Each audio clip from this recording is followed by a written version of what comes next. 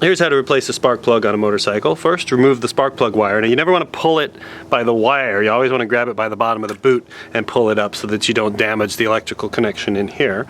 And then you want to get a spark plug socket with a wrench. You could use a box end flat wrench maybe on some bikes. Like on my Royal Enfield I can use that, but generally spark plug wrench is better. Get it on there, turn it counterclockwise, and then just screw it out. So in examining your old spark plug, you want to see that it's kind of a healthy tan color. If it's black, then you know your engine's running too rich, and you might want to lean out the mixture a little bit or rebuild your carburetor, clean it out. And if it's got oil all over it, then you might want to check for oil leaks and make sure that there's not something terribly wrong inside your engine that's blowing oil into the cylinder.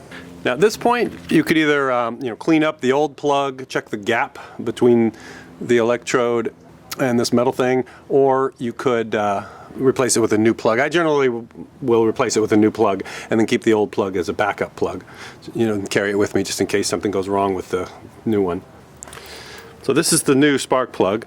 And you can see there's a gap between the electrode and this metal part that grounds out on the cylinder head, and that's where the spark jumps across. And you have to make sure that that gap is the right distance. In most cases when you buy a new spark plug, the gap is preset from the factory and it's right, but you never want to assume that.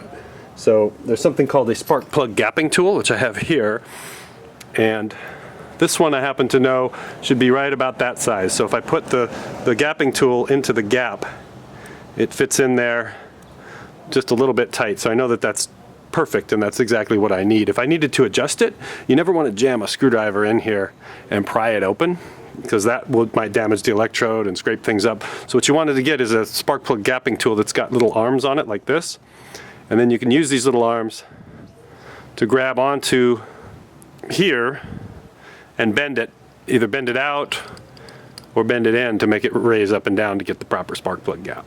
So on the new plug, we've got the gap set, everything's cool, and I recommend getting some Antiseize compound from the auto parts or motorcycle shop and just putting it on the threads so that when you take it out next time, it won't be sort of chemically bonded to your cylinder head. So I put a little bit of that on there, and then we screw it down. So in terms of torquing it down, what you want to do is get it turned all the way down until the little washer on the end of it is touching the cylinder head.